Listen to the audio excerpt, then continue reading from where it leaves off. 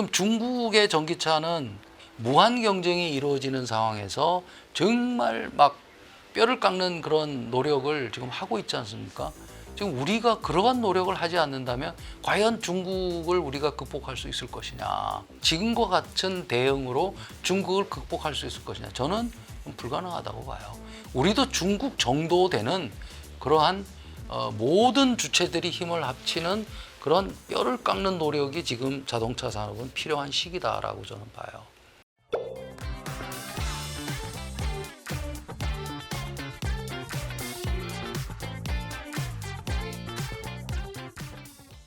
자동차 산업의 판이 완전히 바뀌어가고 있다. 그 에너지원이 바뀌고 있다.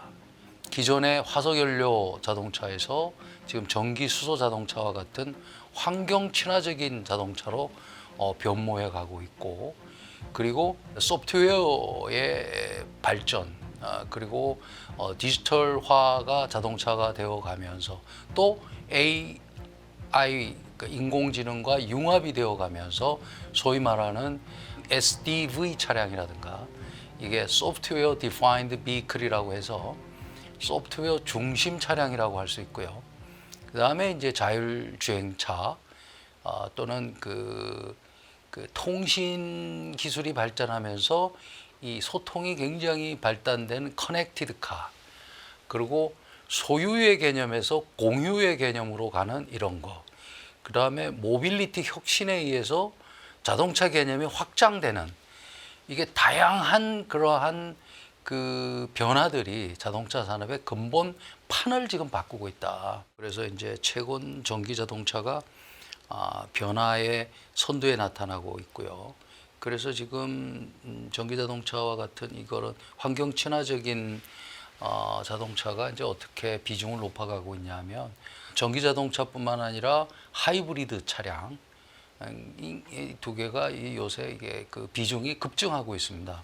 그래서 그 비중을 보면 화석 연료 차량이 2018년도에 95% 절대 다수, 절대적인 비중을 차지하던 것이 2014년 현재로 보면 한 65% 급감하고 있죠.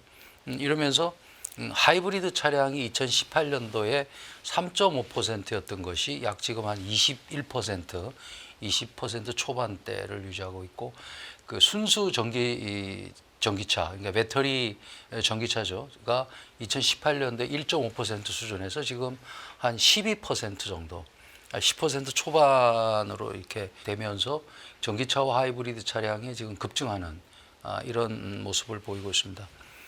그런데 최근에 보면 전기차는 약간 주춤하면서 하이브리드 차량이 지금 되게 인기를 끌고 있고, 하이브리드 차량의 비중이 막 급격히 높아지고 있거든요. 이런 현상을 두고 전기차 캐즘 현상이다, 이렇게들 말을 하고 있습니다. 그러니까 전기차가 이게 좀 주춤하는 이런 현상을 보이는 그 이유가 왜 그러냐면, 전기차가 아직 비싸기 때문에요. 지금 각국 정부가 보조금을 이렇게 주면서 전기차 수요를 끌어올리고 있는데, 정부에서 이제 각국 정부에서 이제 그 보조금 수준을 좀 낮추면서, 그러면서 지금 전기차가 좀 주춤해하고 있고, 또 하나는 이제 그 각국 정부의 그 정책의 변화.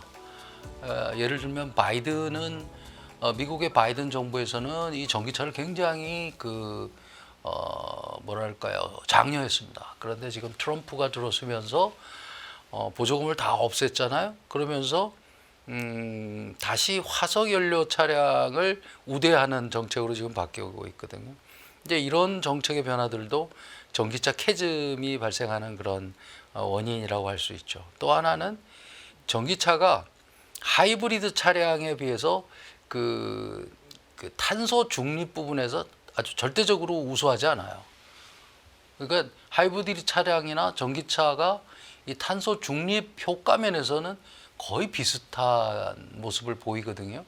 그러니까 굳이 그 탄소 중립용 차량으로 전기차만 강조할 필요는 없는 거죠. 이제 이렇게 좀 캐즘, 전기차에 대한 캐즘이 발생하고 있는데, 이것은 일시적인 또는 과도적인 현상이라고 저희는 봅니다. 그러니까 전문가들도 그렇게 보고 있고 결국은 전기차가 대세가 될 것이다.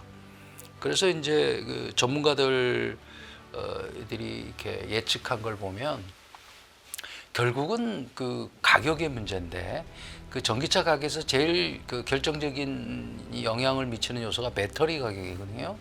그 배터리 가격이 결국 싸지는 순간, 그러니까 지금 뭐 골드만삭스가 예상하는 걸 보면 2024년에 지금 한 125달러, 115달러 정도 하는 것이 26년도, 27년도에 가면 한 80달러 정도로 떨어질 것이라고 예측을 하고 있거든요. 이제 이렇게 되면 전기차가 내연기관에 대한 가격 경쟁력이 생기기 시작할 거다. 그러한 어떤 티핑 포인트가 26년, 27년으로 지금 보고 있습니다. 물론 그 시기가 조금 늦어질 수도 있고요. 그렇기 때문에 2030년 정도 되면 전기차가 한 30% 수준 정도 되고 거꾸로 그 하이브리드 차량은 한 27%, 27%, 그러니까 전기차가 한 33%, 물론 30에서 35, 뭐 2035년 정도가 되면 전기차가 한 50% 정도를 지금 예측을 하고 거꾸로 하이브리드는 한 20% 초반대를 지금 예측을 하거든요. 물론 화석연료 차량도 탄소 중립을 위해서는 2035년도에 목표는 화석연료 차량이 하나도 없어야 된다라고 하지만 지금 전문가들 생각은 그래도 한 20%에서 25% 정도는 화석연료 차량이 그래도 2050년에도 남아있을 것이다, 이렇게 예측을 하고 있습니다. 이렇게 지금 현재 전기차 캐즘 현상이 뭐 발생하고 있습니다만은 앞으로 점점 전기차의 그 글로벌 시장에서의 비중은 높아질 수밖에 없다, 이렇게 말씀드릴 수 있고,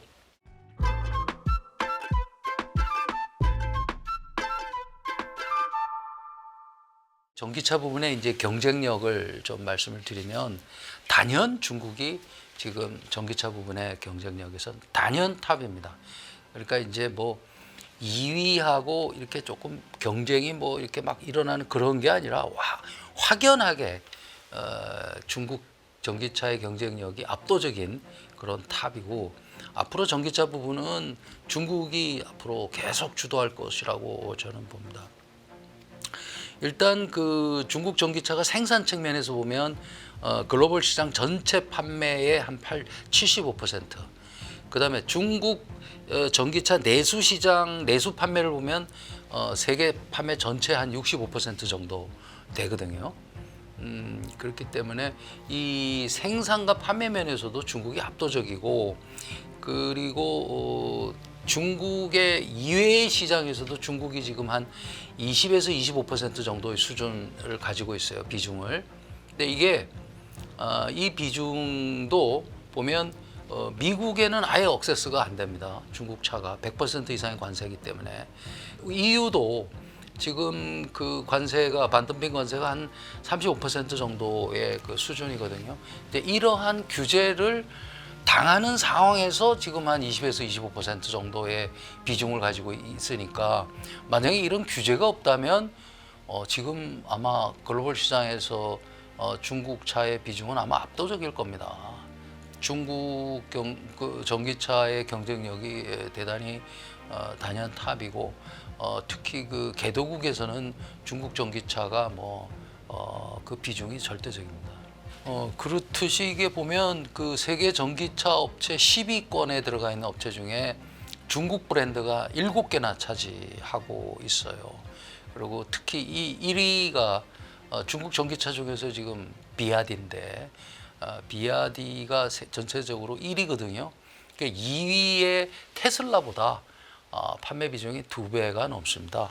한 2.3배 정도 되는데, 지금 비아디는 전기차만 팔아서 화석연료 차량 하나도 안 팔고 전기차만 팔아서 지금 24년 말에 2위로 부상할 정도거든요.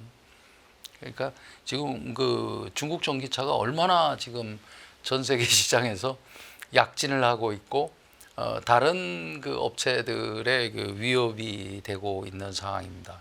그러니까 이제 이런 게 왜 그러면 중국 전기차가 이토록 경쟁력을 가지게 됐나를 살펴보면 우선 이제 중국 정부의 정책을 들 수 있습니다. 그러니까 처음에는 이제 중국 정부의 공이 큰 거죠. 2010년대 초반에 자동차 산업을 육성하기 위해서 오래전부터 노력을 했는데도 불구하고 화석 연료 차량 부분에서 선진국 강자를 이게 극복하는데 실패를 했어요. 그러니까 이제 중국 정부가 그거를 지켜보면서 이 정책의 방향을 완전히 바꾼 거죠. 그러니까 앞으로 이 시장이 환경 친화적인 그 자동차가 될 수밖에 없다는 걸 중국 정부가 예측을 하고 일찍이 전기차에 대한 개발과 지원을 하기 시작을 합니다. 엄청난 규모의 그 지원을 하죠. 이게 주요했다, 우선. 그러고 나서 지금 현재 보면 중국 전기차 회사가 한 1,300개에서 1,500개, 한 1,500개 내외 정도 될 정도로 어마어마한 숫자의 그 전기차 회사가 있어요. 물론 여기에 뭐 한 개를 생산하는, 판매하는 회사가 대부분입니다만은, 그렇다 보니까 중국 전기차 이 산업 내의 경쟁이 소위 말하는 완전 경쟁에 가까울 정도의 무한 경쟁을 하고 있어요. 근데 이 무한 경쟁을 하는데 또 하나의 중국의 최대 강점이 뭐냐면, 제가 앞서서 누누이 강조드렸던 중국의 우수한 인재들, 외국에서 들어오는 인재가 아니라 중국 자체에서 지금 교육을 시켜서 공급하는 이런 인재들이 어마어마한 숫자가 제공이 되고 있어요. 거의 무한대에 가까운 우수한 인재들이, 그것도 굉장히 그 낮은 임금으로 지금 공급이 되고 있으니까, 어떻게 보면 한마디로 하면 가성비 있는 우수한 인재가 무한대로 공급이 되는 게 중국 전기차 생태계다. 그러니까 정말 박 터지는 그 싸움을 하고 있는 거예요. 자기 그 내수 시장 내의 전기차들끼리. 그래서 이 전기차 회사의 그 연구원들이나 하는 사람들 보면 거의 24시간 일을 하는 것 같아요. 진짜 뼈를 깎는 그런 그 노력들을 하고 있거든요. 그러면서 진짜 다양한 형태의 아이디어가 나오고 다양한 형태의 혁신이 지금 이루어지고 있어요. 이게 굉장히 무섭습니다, 지금.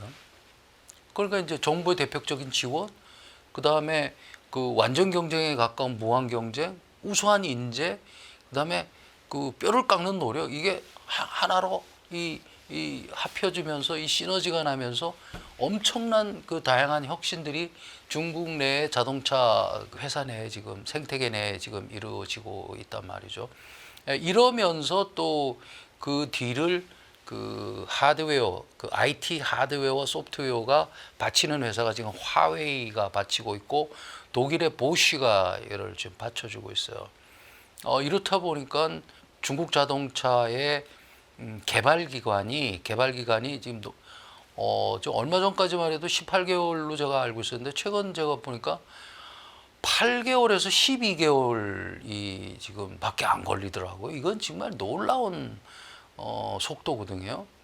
그렇다 그러면은 그 비용 절감이 어마어마한 거고, 우리나라 현대 기아차에 보면 한 20개월에서 24개월, 이것도 그렇게 뭐 느리다고 할 수 없는 속도인데, 중국이 지금 8개월에서 12개월은 진짜 이건 어마어마한 혁신의 속도다 이라고 생각하고, 그렇다 보니까 가격이 다른 나라 전기차에 비해서 3분의 1에서 2분의 1 가격밖에 안 됩니다. 그 무한 경쟁의 가격 인하의 경쟁 때문에 지금 3분의 1에서 2분의 1밖에 안 돼요. 그리고 외국에 판매되는 가격은 중국에서 판매되는 가격보다 한 30에서 40%가 비싸단 말이죠. 이런데도 반값밖에 안 된단 말입니다. 그리고 각국의 그 중국 그 전기차의 그 침투가 그 굉장히 지금 빠른 속도로 이루어지고 있습니다. 그래서 지금 미국은 뭐 어차피 억세스가 안 되니까 안 되는데, 유럽만 해도 지금 중국 전기차가 지금 엄청난 속도로 들어가고 있어서 지금 관세로 한 35% 중반 정도 하고 있습니다만은 외국계 업계 자동차 중에서는 중국이 선두고 우리나라가 지금 유럽 시장에서는 지금 고전하고 있는 이유도 지금 중국 차 때문에 고전을 하고 있는 거죠. 그리고 지금 중국 전기차가 우리나라에도 지금 들어와서 좀 많이 팔립니다. 특히 그 중국에서 생산한 테슬라는 지금 우리나라 내에서 상당한 비중을 차지하고 있죠. 근데 지금 우리나라 제일 싼 차가 제가 볼 때는 그 경차인 그 모닝이라는 차가 아마 제일 싼 걸로 알고 있는데, 그거는 모닝보다는 규격이 큰 차가 중국 전기차가 모닝보다 지금 싸게 팔리고 있습니다. 앞으로도 중국 전기차가 이러한 세계 탑을 유지해 나갈 가능성은 저는 뭐 매우 높고, 테슬라가 겨우 그 중국 전기차하고 경쟁을 할 정도인데, 테슬라도 얼마 전에 그 유럽 시장에서 보면 한 30% 그 급감했거든요. 그만큼 전기차 부분에서는 테슬라도 지금 중국 전기차들한테는 그 경쟁이 안 되는 상황으로 나타나고 있습니다. 그렇다 보니까 각국의 그 중국차에 대한 그 견제가 지금 막 속속 그 규제가 나타나고 있어요. 그러니까 이게 중국차발 보호주의가 지금 막 그 엄청나게 이게 하나의 큰 흐름이 되고 있거든요. 결국은 이제 이렇게 되다 보니까 그 중국이 억세스할 수 없는 지역이 이제 나타나는 거예요. 미국은 아마 당분간 중국이 들어갈 수 없어요. 또 하나 이제 주요한 시장이 인도 시장인데, 인도가 보면 그 세계 시장 규모로 3위거든요. 앞으로 이게 2위권은 분명히 들어갈 거예요. 왜냐하면 이제 인구가 뭐 14억 명인데 아직까지 그 본격적인 어떤 모토라이제이션이 시작됐다고 볼 수는 없거든요. 그렇기 때문에 인도가 아마 자동차 수요가 급증할 겁니다. 그런데 전통적으로 중국과 인도가 사이가 안 좋잖아요. 그러니까 인도 정부가 중국차를 허용할 거냐, 제가 볼 때는 아마 그 중국차 억세스를 못하게 할 가능성이 굉장히 높아요. 그래서 이런 중국차가 막강한 경쟁력을 가지고 있는데, 이게 또 하나의 반작용으로 이런 각국의 규제를 불러일으키고 있고,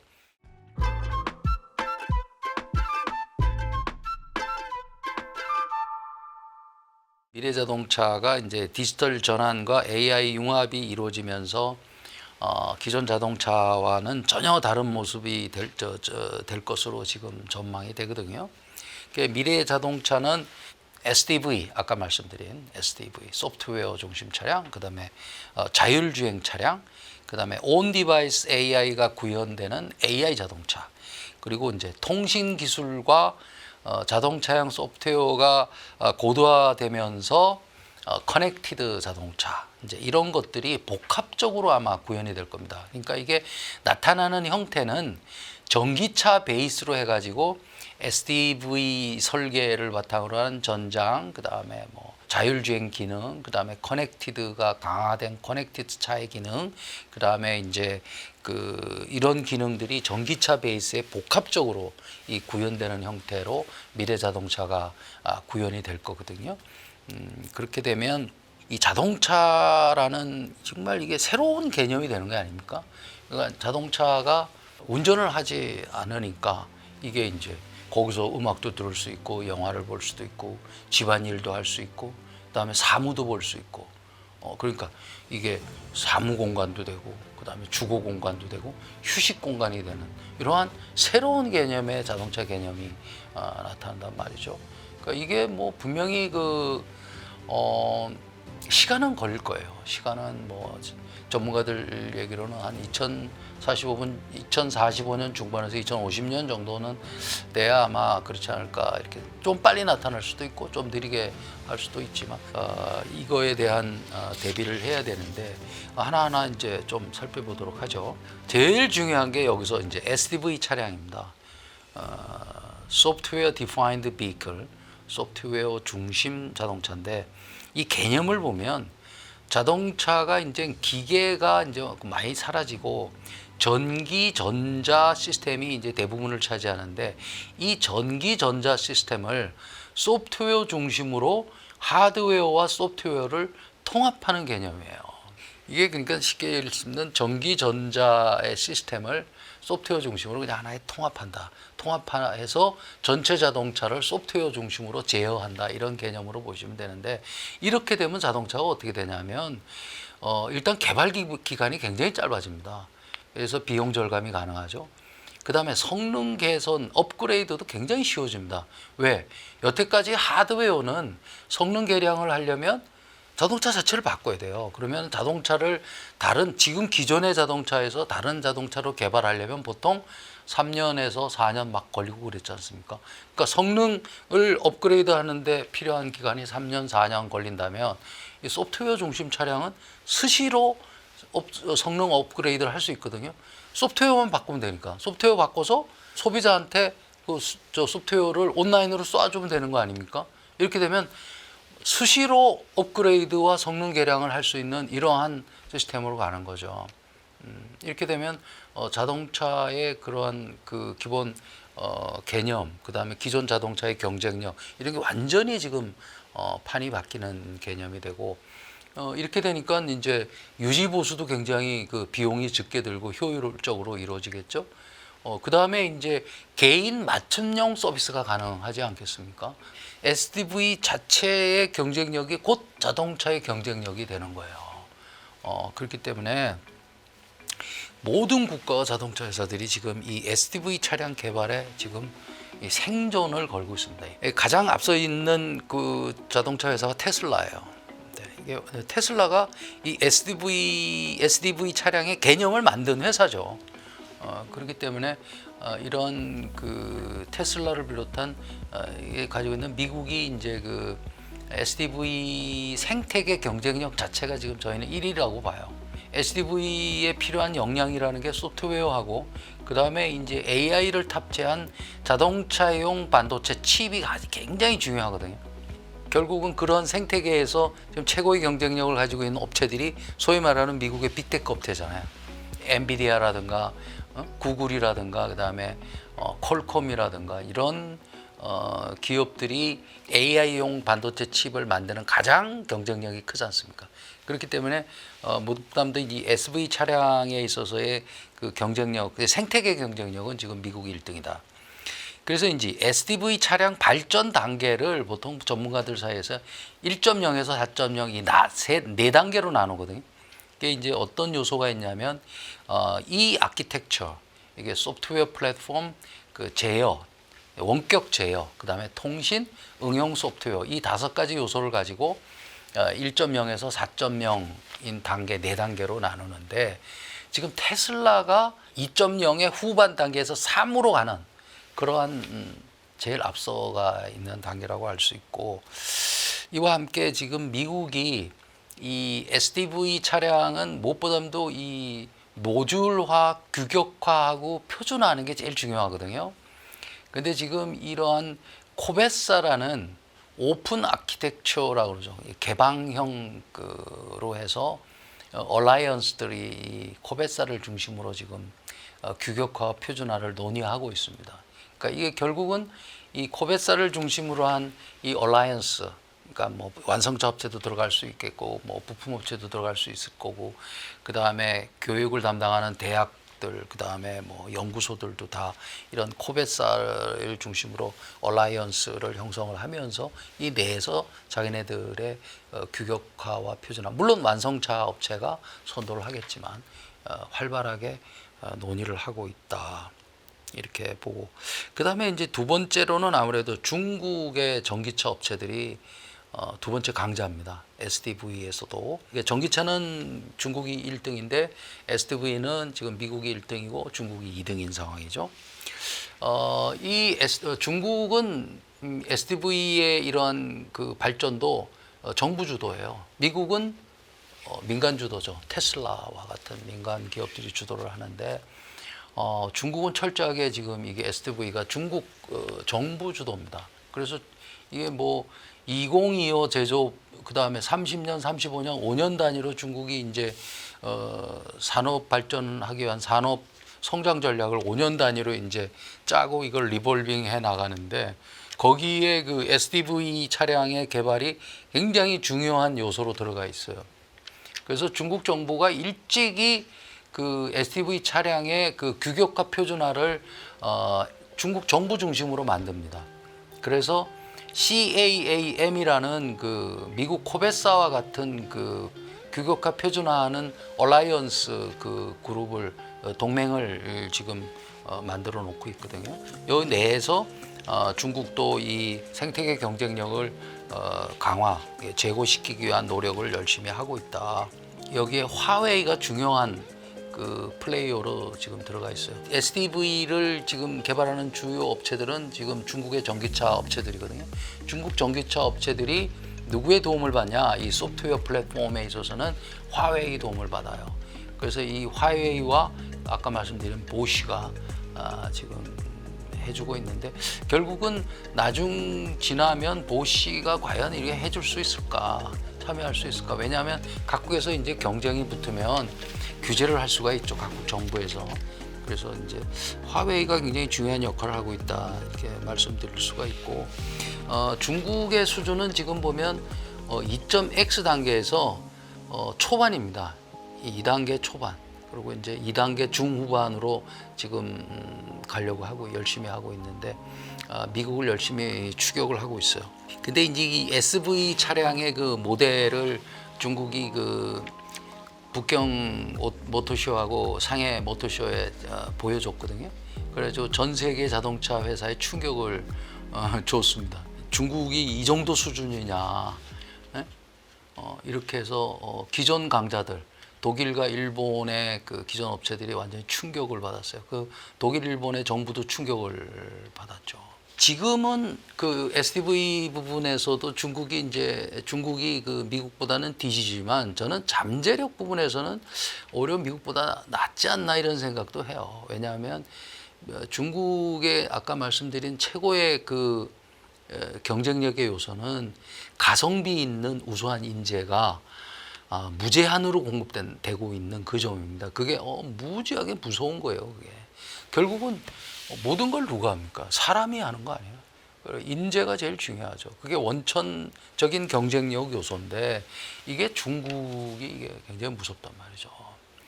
그래서 그런 잠재력 면에 있어서는, 그러면은 SDV 부분에 있어 미국하고 중국하고의 마지막 승자가 누가 될 거냐, 이거는 모르는 겁니다, 지금.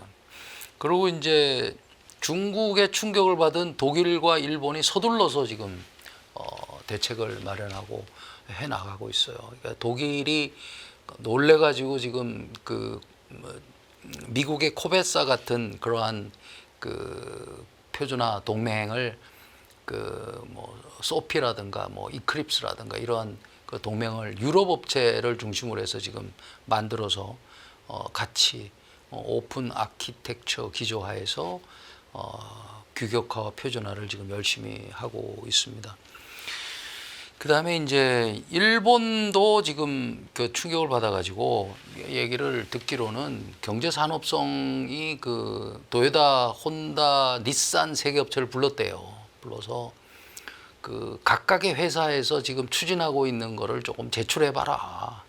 그래서 이제 제출을 받아가지고 경제산업성에서 보고는 그 세 회사한테 이게 권고하기로, 각자 하지 말고 우리도 힘을 좀 합치자.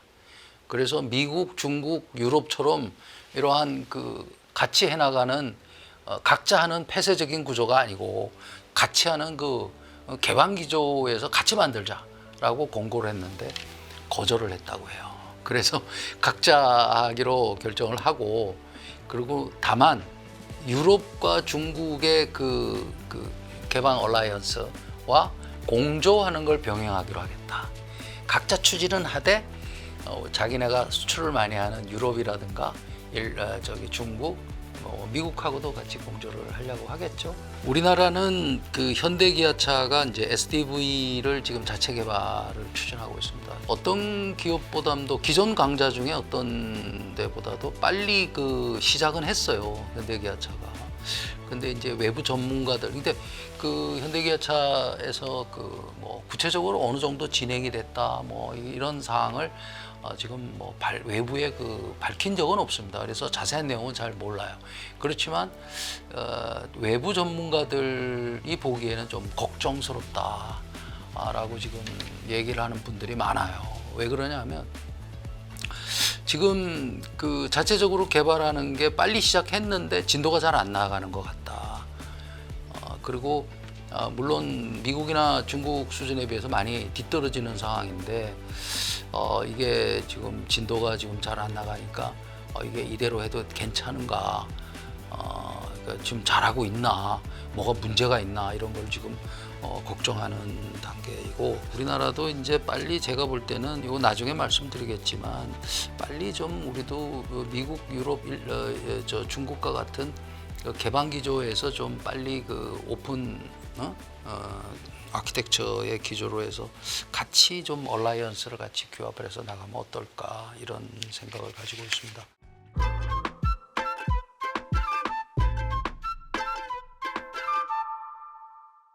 앞서 있는 나라는 미국의 테슬라예요. 미국의 테슬라는 이게 절대적으로 압도적으로 앞서 있습니다. 테슬라는 지금 테슬라가 판 차량의 한 200만 대 정도의 그 정보를 실시간으로 수집을 하고 있어요. 200만 대가 이제 각 나라에서 다 돌아다니고 있을 거 아니에요. 그리고 뭐 사고도 나고 뭐 정상적인 케이스뿐만 아니라 실제 상황에서 아주 비정형 케이스, 아까 엣지 케이스의 정보도 지금 엄청나게 지금 축적이 되고 있어요. 그리고 실제적으로 보면 오토파일럿은 모릅니다만은 FSD는 지금 한 팔고 있거든요. 그러니까 지금 이 부분에서는 지금 테슬라가 지금 압도적으로 앞서가고 있다 이렇게 말씀드릴 수 있고, 그 다음 단계 레벨에 있는 회사들이 구글 웨이모, 이것도 미국 회사죠.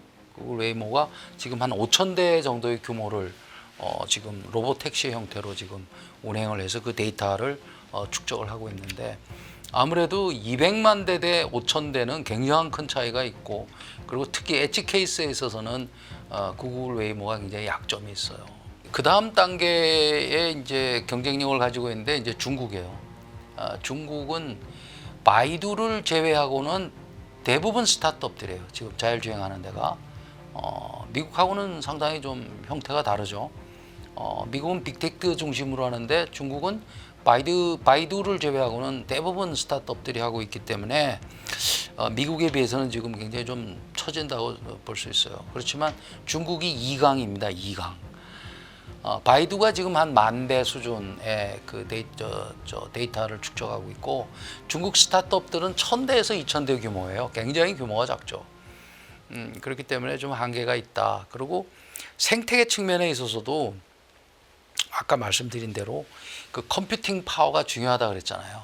그리고 컴퓨팅 파워, 그 다음에 클라우드 파워, 클라우드 역량, 그 다음에 이제 AI 자동차용 전용 칩, 이런 것도 그 엔비디아니 뭐 퀄콤이니 이런 회사보다 중국이 많이 뒤처지죠. 그런 생태계 전반의 경쟁력을 보면 중국은 아직까지 미국의 상대는 아니다, 이렇게 봅니다.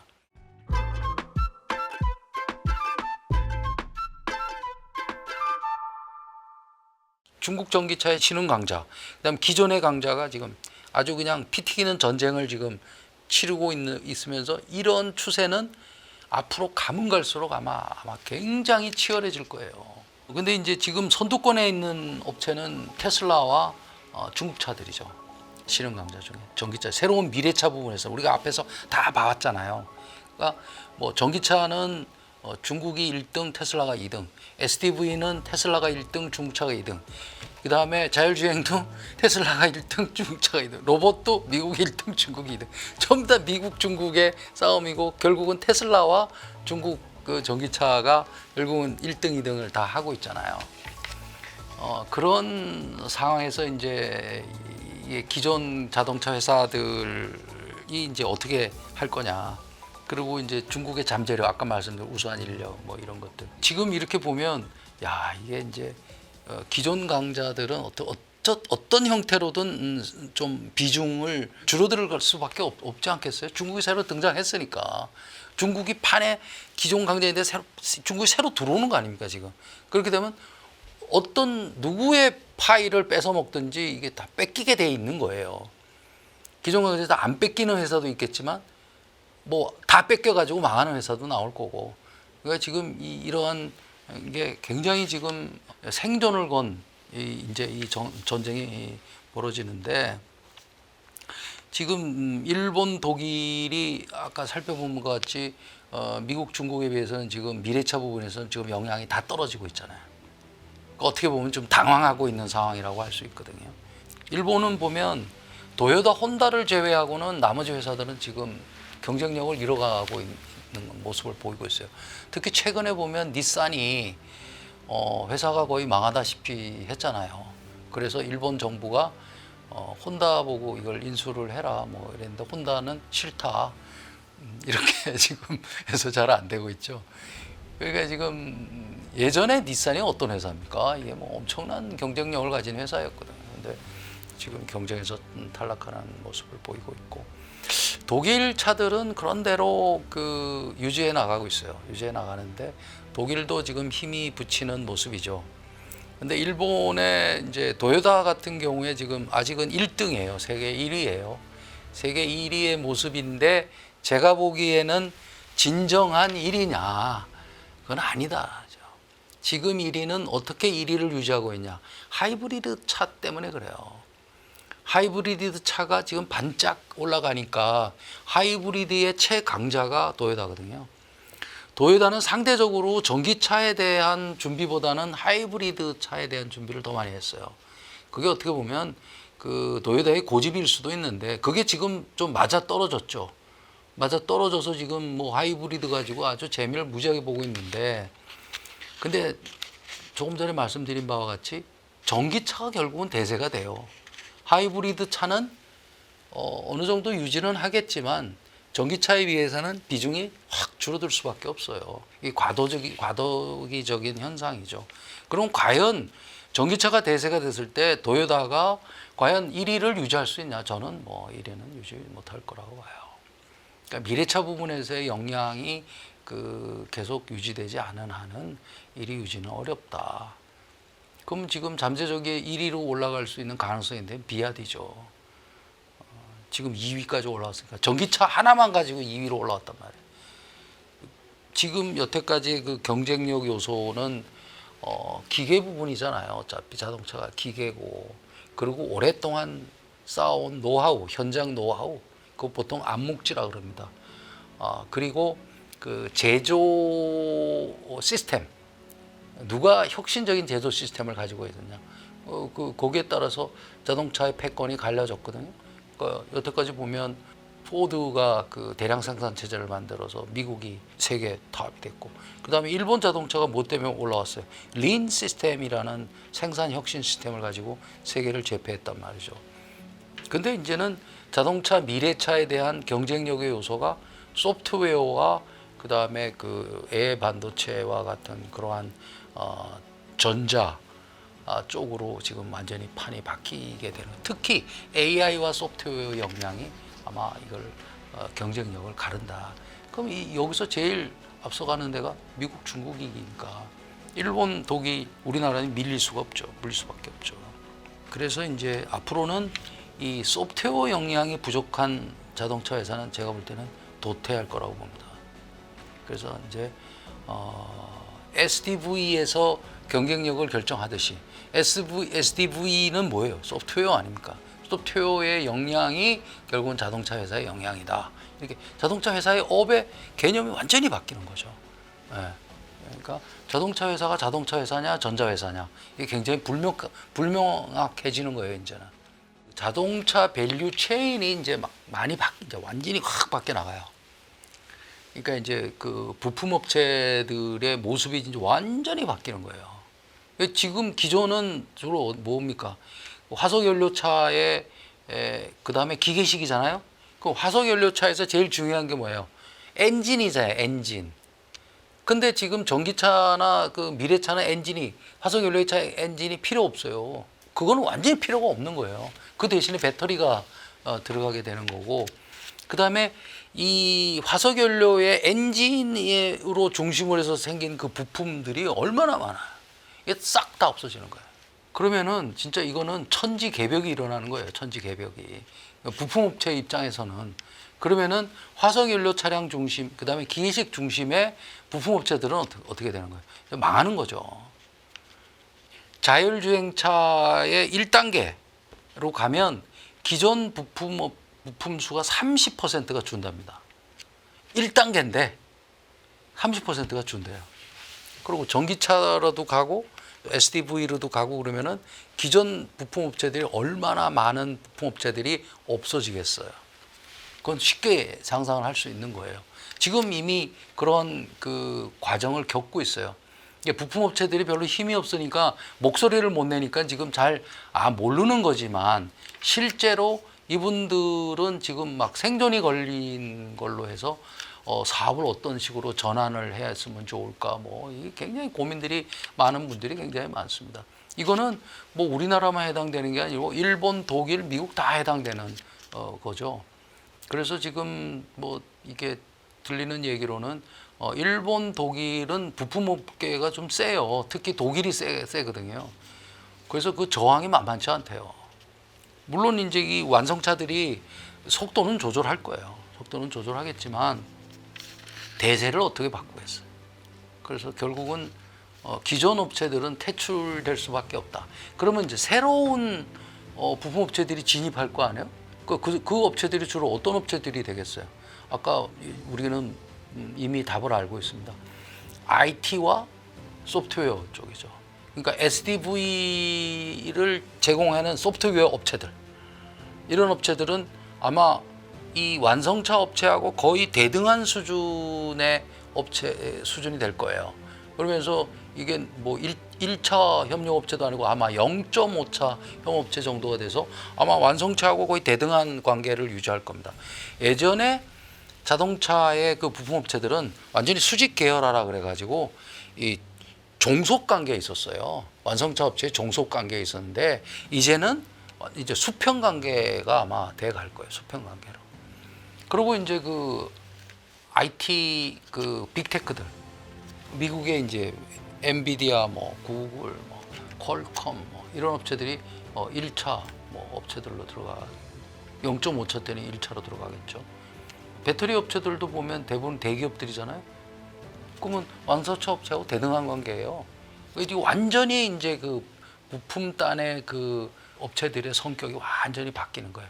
그러니까 LG전자도 지금 가전에서 미래차 부품업체로 완전히 변신 중에 있지 않습니까? 그 다음에 지금 보면 우리나라 그 모바일 쪽에 부품하는 회사들도 지금 자동차용으로 지금 바꿔가고 있거든요.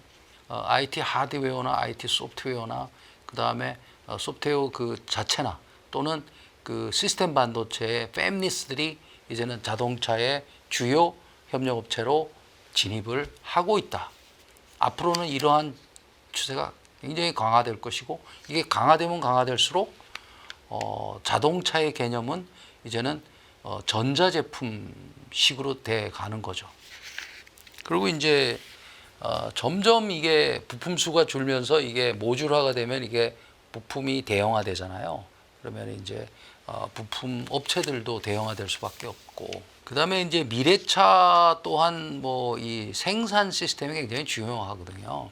이게 이제 스마트 팩토리라 그래가지고 AI가 적용이 된 그 생산 공정, 이게 스마트 팩토리의 개념이 좀 더 확장된 개념인데, 그러니까 생산 라인, 생산 공정이 디지털화되고 AI화되는 거예요. 그러면서 거의 무인 공장화돼 가는 그러한 시스템들이 그 생산 시스템인데 여기에 이제 로봇도 투입이 되고 그러니까 이제 테슬라가 지금 기가 팩토리라고 하는 개념이 그런 쪽으로 가는 거죠. 그다음에 중국도 비아디아를 중심으로 해가지고 이게 이제 그런 시스템을 지금 가려고 노력을 하고 있고, 현대기아차도 보면 이제 스마트 팩토리 그 실험을 싱가포르에 지금 그 스마트 공장인가요? 그걸 만들어서 거를 지금 개발해 나가고 있죠. 그러니까 이것 또한 굉장히 그 경쟁을 좌우하는 굉장히 큰 요소다. 근데 이제 이 부분은 우리나라도 잘하는 제조 공정의 혁신은 우리나라도 잘하기 때문에 잘할 걸로 생각을 합니다.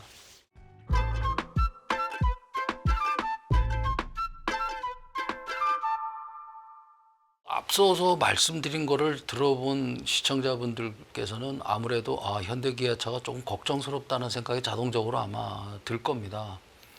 그런데 반도체에 비해서는 저는 자동차가 좀 상황이 좋다고 생각하거든요. 운이 좋다고 봐요. 왜냐하면 중국하고 뭐 미국에 비해서 역량이 떨어지는 건 분명해요. 분명한데 중국이 미국에 못 들어가고 인도에 못 들어가는 한은 우리나라 자동차 산업은 그런 대로 괜찮을 거다라고 봐요. 그러니까 이걸 하나씩 우리가 한번 살펴보면 우리나라가 이 자동차 산업의 세계 최고 수준을 유지한다는 거는 정말 이거는 다른 나라 입장에서 보면 이건 사실 불가능한 거를 만든 거거든요. 그래서 정말 우리나라가 참 우수하다 저는 이렇게 생각을 하고 자랑할 만하다. 지금 3위에서 5위권인데 그러면 이게 과연 이러한 3위에서 5위권을 앞으로도 유지할 수 있을 거냐. 이게 여기에 대한 상당히 불확실성이 존재하는 거죠. 아무래도 불안하죠. 예, 과연 될까? 안 될 것 같은데. 이제 이런 안 될 것 같은 그 확률이 좀 더 저는 높다고 봅니다. 어떤 형태로든 그 비중은 줄어들 것이다라고 생각을 하는데, 근데 여러 가지 고려를 할 변수가 있어요. 그러니까 그렇기 때문에 현대기아 자동차의 미래를 그렇게 비관적으로 아주 볼 필요는 없다. 왜? 현대기아차는 역사적으로 보면 굉장히 운이 좋은 회사라고 저는 생각해요.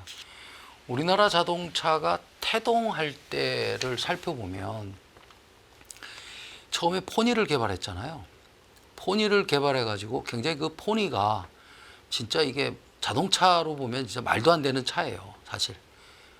진짜 말도 안 되는 차인데 그때 진짜 영국의 도움을 받아서 포니를 개발을 했는데 팔릴 리가 있습니까? 안 팔리죠. 그래서 현대차가 그때 거의 망하기 일보 직전이었어요. 그런데 무슨 일이 벌어졌냐? 미국에서 일본 차에 대한 규제가 엄청나게 막 난리가 난 거예요. 그래서 어떤 규제를 했냐? 일본 보고 니네가 수출을 자율 규제를 해라. 자율적으로 수출을 규제를 해서 일정 수 이상을 미국에 팔지 말라라는 그러한 협정을 맺었어요. 근데 그때 그게 이 대수 기준이에요. 대수 기준. 금액 기준이 아니라. 그러면 일본 자동차 회사의 전략은 어떻게 되겠어요? 이게 싼 차를 팔겠어요? 고가차를 팔겠어요? 예? 대수 기준이니까 전부 다 이 고가차 위주로 이게 전환되는 데 간 거예요. 그러니까 지금 미국 시장에서 어떤 상황이 벌어지냐면 이 소형차에 대한 공백이 갑자기 생겨버린 겁니다. 그거를 미국의 그 빅3들은 소형차를 만들질 않았어요. 그런데 일본에서 그 소형차들을 대부분 공급을 했는데 갑자기 일본에서 소형차를 수출을 안 하니까 미국에서 난리가 난 겁니다. 소형차가 이게 없다 이게 시장에. 수요는 있는데 소형차 수요가 많잖아요. 1500cc 이하짜리. 그 현대기아가 그때 딱 나타나는 겁니다. 포니. 전 세계에서 딱 소형차가 있는 나라가 포니밖에 없었어요. 포니가 갑자기 대박이 터진 거예요. 그때 제 기억에는 아마 한 해에 100만 대도 아마 팔았을걸요. 그게 오늘날 현대차를 있게 한 우리나라 자동차 산업의 존재를 하게 한 결정적인 원인이 됐어요. 우리나라가 무슨 자동차 산업의 뭐 경쟁력을 처음부터 가져가서 우리나라 자동차 산업이 만들어진 게 아니라 진짜 그러한 좀 행운이 따랐다. 물론 뭐 제가 그런 노력을 폄하하는 건 아닙니다만은 거기서 돈을 벌어서 자체의 엔진, 그때 그 베타 엔진인가요? 베타 엔진을 만들고 그 자체 독자 기술을 확보하는 차를 하나 개발하는 그 계기가 됐던 거죠. 거기서 우리나라가 발전을 했던 거거든요. 지금도 보면 그 미국이 우리나라를 위해서 규제해 주는 것 같잖아요. 그러니까 미국이 규제하는 한 현대기아 자동차는 유지할 거다. 저는 그렇게 봅니다. 자, 그러면 이제 우리가 미래차 역량이 부족하다는 거는 아까 다 말씀드려서 알죠. 그러면 지금 현대자동차, 현대기아차의 전 세계 판매 구조를 우리가 한번 보면서 어떤 상황인지 우리가 지금 유추를 해볼 수가 있어요. 지금 우리나라는 내수가 17%고 수출이 83%예요. 그러니까 이게 내수의 비중이 절대적으로 작아요. 이거는 다른 나라에 비해서 굉장히 불리한 구조예요. 미국은 내수 구조가 엄청나게 많죠. 지금 2위죠. 중국이 1등이고 미국이 2등인데, 그러니까 미국의 자동차는 미국에서만 팔아도 먹고 살 수 있어요. 근데 이제 유럽도 굉장히 시장 규모, 이제 중국은 뭐 말할 것도 없죠. 중국은 뭐 자체 시장만 가지고도 걔네는 뭐 얼마든지 먹고 살 수 있는. 근데 유럽도 뭐 어느 정도의 그 시장 규모를 가지고 있잖아요. 근데 이제 거기서 기존의 지금 강자 중에 그게 안 되는, 내수 규모가 어느 정도 안 되는 나라가 우리나라밖에 없단 말입니다. 그만큼 우리는 취약한 거예요. 무슨 얘기냐? 만약에 다른 회사들은 수출이 어느 정도 안 돼도 버틸 어떤 그 좀 힘이 있는데, 우리나라는 수출이 안 되면 그냥 바로 가는 거예요. 우리는 이러한 좀 취약함을 가지고 있다. 그리고 또 하나 취약한 게 뭐냐? 미국의 비중이 너무 커요. 그러니까 이러한 그 아까 말씀드린 이런 거를 반영한 전략이라고 볼 수 있죠. 중국이 하나도 못 팔잖아요, 지금. 중국의 비중이 하나도 없어요. 미국이 50% 정도 돼요. 그 다음에 유럽이 20%가 좀 안 돼요. 그리고 나머지는 개도국이에요. 중국은 하나도 없어요. 하나도 없다고 해도 과언이 아니란 말입니다. 이러한 극단적인 판매 구조를 가지고 있단 말이에요. 그 왜 미국이 절대적이냐? 미국이 중국을 막고 있으니까. 중국이 막고 있는 상황에 어부지리를 우리나라가 결정적으로 가져가고 있는 거예요. 지금 미국 시장에서 지금 현대기아차가 굉장히 잘 나가고 있잖아요. 그러니까 중국을 빼면 그런 대로 우리가 경쟁력이 있는 거예요. 현대기아차가 잘하고 있는 거예요. 근데 중국이 워낙 잘하니까 미국 시장을 미국이 막고 있는 한, 그건 꼭 우리 자동차 현대기아를 위해서 막고 있는 것 같은 그런 구조란 말이에요. 반도체하고는 좀 달라요. 반도체는 중국이 1등 시장이고 미국이 2등 시장이에요. 그러니까 미중 패권 분쟁이 일어나면 우리나라는 반도체의 경우는 이익을 보는 부분도 있지만 손해 보는 부분도 많아요. 왜냐하면 중국 시장을 우리가 잃을 수도 있단 말이죠. 근데 미중 패권 분쟁으로 자동차는 손해 볼 게 없어요. 왜? 중국에 하나도 없는데 뭐 기왕. 그리고 대부분이 지금 미국 위주로 되어 있단 말이에요. 그리고 앞으로 이제 인도가 커나갈 거란 말이죠. 인도는 또 중국하고 사이가 안 좋아요. 얼마나 이 현대기아차 입장에서는 이게 어떻게 보면 행운이란 말이죠. 지금 2위의 미국 시장, 그 다음에 앞으로 2위가 될 인도 시장이 현대기아차를 위해서 중국을 규제하는 양사란 말이죠. 근데 인도의 지금 외국계 1등 업체가 누구냐? 현대기아차예요. 지금 현대기아가 인도 시장에서 굉장히 잘합니다. 그게 일본을 초월했어요. 그 정도로 지금 현대기아가 잘하고 있어요. 그러니까 미국, 인도를 가지고 있으면 현대기아차는 당분간 뭐 별 타격이 없다고 봐야죠. 제가 볼 때는 5년 정도의 기간을 보면 뭐 지금 상황의 변화가 저는 없을 거라고 봐요.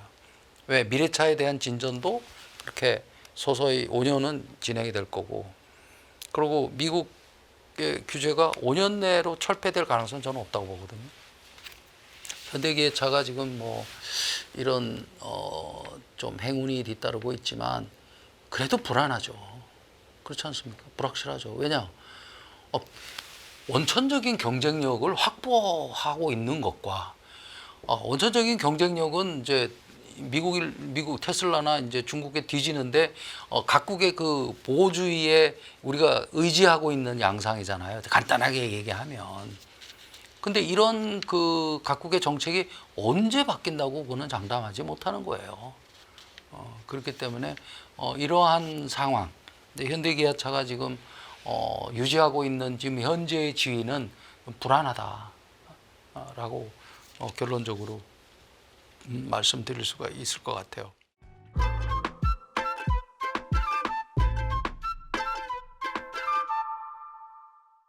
지금 저희가 시리즈로 이렇게 방송을 찍고 있는 거에 개별 산업을 얘기하는 게 지금 반도체하고 자동차고 AI입니다. AI는 개별 산업이라고 얘기할 수 없고 모든 산업을 그 밑에서 받치는 그 기반 산업의 영향에 뭐 해당된다고 할 수 있죠.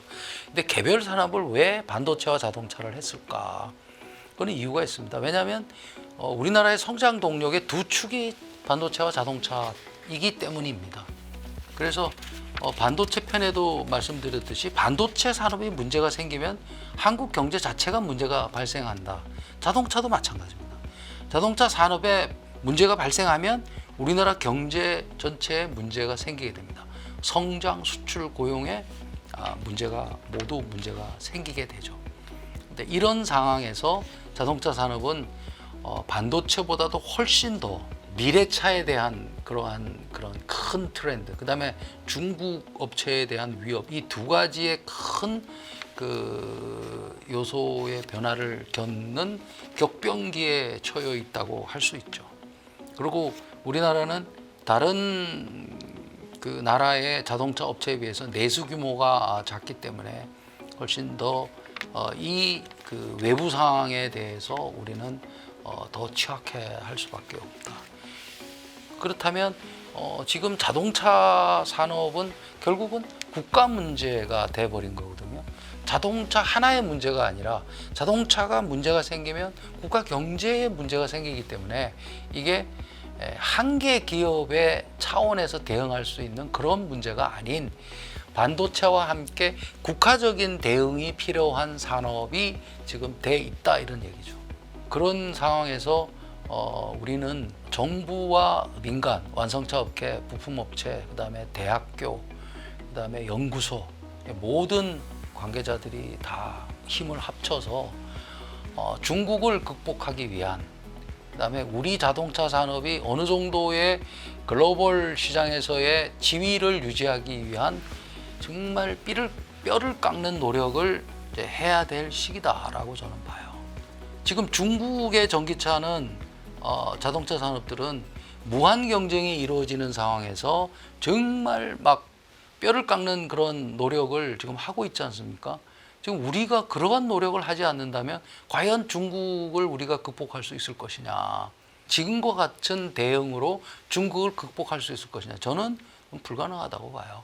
우리도 중국 정도 되는 그러한 모든 주체들이 힘을 합치는 그런 뼈를 깎는 노력이 지금 자동차 산업은 필요한 시기다라고 저는 봐요. 단기적으로 제일 중요한 게 아무래도 미국과의 협력을 공고히 하는 겁니다. 지금 미국 시장은 우리 자동차 산업의 생명줄과 같아요. 50% 수출의 50% 차지하니까 만약에 미국 시장이 무너지면 우리나라 자동차 산업은 무너진다고 보시면 돼요. 미국과의 협력이 미국이 스스로 우리나라를 적극적으로 도와주려는 의지를 가질 정도로 우리가 미국과의 관계를 공고히 할 필요가 있다. 저는 그렇게 생각을 해요. 반도체도 물론 미국의 그러한 협력이 굉장히 필요한데 반도체보다 미국이 훨씬 더 중요한 거죠. 산업 입장에서 보면. 그래서 이거는 아무리 뭐 몇 번 강조해도 지나치지 않습니다. 미국과의 협력. 단기적으로는 이게 결정적인 변수예요. 그래서 미국과의 협력을 민간은 민간대로 열심히 하고 정부는 정부대로 열심히 해서 민간 합동으로 미국과의 협력을 공고히 해서 미국에서 오는 그런 기회를 우리가 결코 놓쳐서는 안 되고 계속 유지하도록 해야 한다. 이렇게 생각을 합니다. 그리고 두 번째로 중요한 게 이제 우리가 SDV 차량에 대한 역량이 많이 부족하다고 했잖아요. 그리고 이게 미래를 결정짓기 때문에 SDV 차량에 대한 장기 대책이 절실히 필요한 시기다. 그래서 이제 우리나라도 빨리 그 규격화 표준화를 위한 개방 기조의 얼라이언스 동맹을 빨리 만들 필요가 있다고 봐요. 지금 현대 기아자동차 혼자서 하고 있는데 이걸 현대 기아자동차가 정부하고 같이 그런 폐쇄적인 그런 방식에서 벗어나서 정부하고 완성차하고 대학하고 연구소가 다 같이 해서 규격화 표준화를 같이 추진하는, 그 완성차가 어떤 규격화 표준화에 대한 기준을 제시를 해야 부품업계도 거기에 따라서 갈 수 있고 그다음에 연구소나 대학도 거기에 맞춰서 갈 수 있는 거죠. 그렇기 때문에 현대기아차의 그 태도 변화가 저는 필요하고 정부도 여기에 좀 팔짱만 끼워서는 안 되고 중국 정부처럼 이런 SDV 차량의 그 표준화 규격화에 적극 나서야 된다고 봐요. 그다음에 이제 그 우리나라는 아무래도 수출을 하는 나라이기 때문에 그 미국의 코베스라든가 유럽의 뭐 그 소피라든가 그다음에 중국은 지금 하나도 안 파니까, 그러니까 일본은 지금 뭐 그런 동맹은 없지만 일본 업체들하고 어떤 공조, 특히 이제 미국하고 유럽과의 공조는 저는 중요하다고 봐요. 그래서 그 공조도 병행해야 되는데 아직까지 그 현대기아차가 그 다른 나라 그 동맹에 들어갔다는 얘기는 지금 못 들은 것 같아요. 그래서 이런 것도 빨리 좀 추진을 했으면 좋겠다라는 생각이 듭니다. 그 다음에 이제 세 번째로 이제 정부의 역할인데요. 정부는 무엇보다도 미래차 대비를 위한 R&D 투자 장기 로드맵을 빨리 만들어야 된다고 봐요. 물론 정부가 뭐 이 자동차 부분의 R&D를 안 한다고는 하는 거는 아닙니다. 지금도 뭐 여태까지도 뭐 열심히 하고 있고 하고는 있는데 반도체 부분에서도 얘기했듯이 전략성과 장기성 부분에서 좀 많이 부족해요. 그러니까 이게 이 종합적인 로드맵이 나와야 되거든요. 근데 지금은 단편적이잖아요. 다 전부 다. 어떤 프로그램에서 지원하는, 그다음에 그 개별 업체 지원 위주의 그냥 단편적인 거란 말이에요. 근데 그렇게 돼서는 안 되고 중국처럼 미래 자동차의 방향이 이렇게 간다. SD 방향은 이렇고 자율주행은 이렇고 그다음에 뭐 커넥티드 차는 이렇고 뭐 로봇은 이렇게 가는 큰 흐름을 전망을 하고 거기에서 다른 나라와의 관계에서 우리나라의 그 장점과 단점도 분석을 하고 그렇게 하고 이제 업체들의 수요도 적극 반영하고 그 완성차 업체나 부품업체들 반영 다 하고 이렇게 해서 장기 로드맵 10년 정도의 장기 로드맵을 같이 만들어야 된다고 봐요. 그런 R&D 로드맵을 만들고 거기에 따라서 투자를 계속 해 나가야 되겠죠. 투자를 뭐 근데 저는 이제 그게 완성차보다는 완성차는 알아서 하면 되는 거고 부품업체 위주로 좀 지원을 했으면 좋겠다고 생각을 하고, 물론 정부가 기초연구 부분은 정부의 몫이죠. 그러니까 그 미래차에 대한 기초 연구가 필요한 게 있으면 대학이나 연구소하고 같이 해서 그 기초 연구를 하고 하는 그러한 그 장기 로드맵이 각 부처 합동으로 같이 만들어져야 된다. 그 다음에 이제 인력 양성 계획도 반드시 거기에 포함이 돼야 돼요. 인력이 우리나라가 지금 소프트웨어 인력이 굉장히 부족하거든요. 부족하고 또 이게 경쟁력 있는 소프트웨어 인력이 또 부족하기 때문에 하루빨리 그 자동차용 소프트웨어 인력을 질과 양에서 많이 좀 우리가 공급을 해야 될 필요가 있다. 이렇게. 그래서 지금 이것도 대학과 잘 협의하고 대학에다가 투자를 해서 자동차 회사와 대학과 같이 힘을 합쳐서 인재를 양성하는 이런 쪽으로 가야 되지 않나 이런 생각을 합니다. 이제 그 다음에 이제 단골 메뉴죠. 우리나라 부품 산업이 굉장히 취약하니까 자동차 부품 육성 종합 대책이 반드시 강구가 돼야 된다.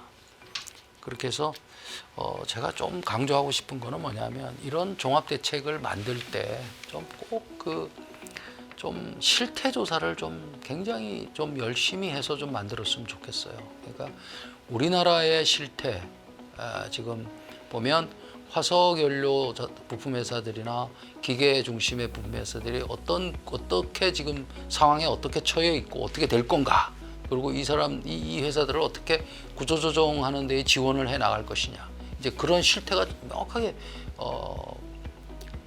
파악이 돼야 되겠죠.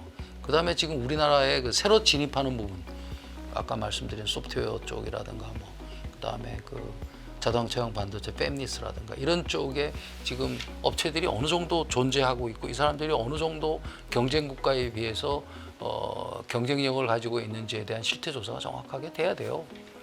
근데 이제 그런 거 실태 조사 없이 대책 만들면 그건 공허한 그냥 탁상용 대책밖에 안 된다고 봐요. 그리고 다른 나라는 또 어떻게 하고 있나, 이런 것도 좀 상세하게 조사를 해서 구조조정의 지원 파트와 미래자동차 부품 발전 방안 파트가 두 개가 같이 들어가는 그러한 종합 대책이 빠른 시일 내에 좀 마련돼야 되지 않나 이렇게 생각합니다. 감사합니다.